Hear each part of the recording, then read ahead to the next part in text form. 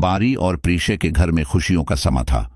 हर तरफ रोशनियों की चमक, मेहमानों की आवाजें और ढूल की थाप सुनाई दे रही थी। प्रीशे दुल्हन बनी अपने कमरे में बैठी थी, जबकि बारी अपने दोस्तों के साथ बहुत खुश नजर आ रहा था। लेकिन दूसरी तरफ अनाया अपने कमरे के आईने के सामने खड़ी थी। उसने सरख रंग का खूबसूरत लिबास पहना हुआ था, मगर उसकी आंखों में सिर्फ गुस्सा था। वो खुद से कह रही थी, आज सब कुछ खत्म हो जाएगा, आज प्रीशे की खुशी हमेशा के लिए छीन लूंगी। अनाया की मां बार बार उसे समझाने की कोशिश कर रही थी, बेटा खुदा के लिए कोई तमाशा मत करना, जो किस्मत में था वो हो गया। मगर अनाया ने गुस्से से अपना हाथ झटक दिया। नहीं मामा, आज मैं खामोश नहीं रहूंगी। कुछ देर बाद अनाया अपने वालिदैन के साथ शादी हाल पहुंच जाती है। जैसे ही वो हाल में दाखिल होती है, सबकी नजरें इस पर जम जाती हैं। बारी भी अनाया को देखकर परेशान हो जाता है, क्योंकि उसे अनाया की आंखों में अजीब सी नफरत नजर आ रही थी। इधर प्रीशे को दुल्हन बनाकर स्टेज पर लाया जाता है। हर कोई उन दोनों की जोड़ी की तारीफ कर रहा था। बारी जैसे ही प्रीशे के पास बैठता है, अचानक अनाया गुस्से में अपनी जगह से उठती है।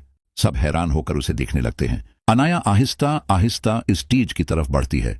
इसके चेहरे पर गुस्सा साफ दिखाई दे रहा था। बारी फौरन खड़ा हो जाता है और कहता है, अनाया प्लीज कोई मसला मत बनाओ। लेकिन अनाया ने बारी की एक न सुनी। वो सीधा प्रीशे के सामने जाकर खड़ी हो गई। प्रीशे खौफजदा होकर उसे देखने लगी। अनाया चीख कर बोली, तुमने मेरी जिंदगी बर्बाद कर दी, तुमने मुझसे मेरा बारी छीना है। और जैसे ही अनाया हाथ उठाकर प्रीशे को थप्पड़ मारने लगती है, अचानक बारी उसका हाथ पकड़ लेता है। पूरा हाल खामोश हो जाता है। बारी गुस्से से कहता है, बस अनाया, बहुत हो गया। मोहब्बत जबरदस्ती नहीं होती, तुम जो कर रही हो ये गलत है। ये सुनकर अनाया की आंखों में आंसू आ जाते हैं, लेकिन उसके दिल में नफरत अब भी खत्म नहीं हुई थी।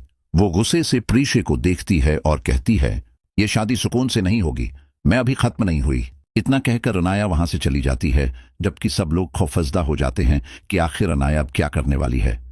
सियान साहब जब अनाया के घर पहुंचे तो घर का माहौल अजीब खामोशी में डूबा हुआ था।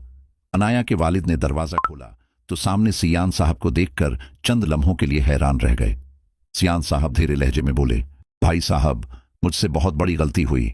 मैं मानता हूं कि मैंने आप लोगों के साथ इंसाफ नहीं किया, लेकिन आज मैं सिर्फ माफी मांगने आया हूं और एक दरख्वास्त भी है, आप लोग बारी की शादी में जरूर आइएगा। अनाया के वालिद ने ठंडी सांस ली और कहा, सियान साहब, कुछ जख्म ऐसे होते हैं जो आसानी से नहीं भरते। अनाया तो आप लोगों से मिलना भी नहीं चाहती। यही बात हो रही थी कि अचानक सीढ़ियों से अनाया नीचे आती है। उसकी आंखों में अजीब सा गुस्सा और दर्द साफ नजर आ रहा था। वो आहिस्ता आहिस्ता चलती हुई सामने आकर खड़ी हो गई। अनाया ने सर्द लहजे में कहा, क्यों आए हैं आप यहाँ? अब क्या बाकी रह गया है? सियान साहब ने शर्मिंदगी से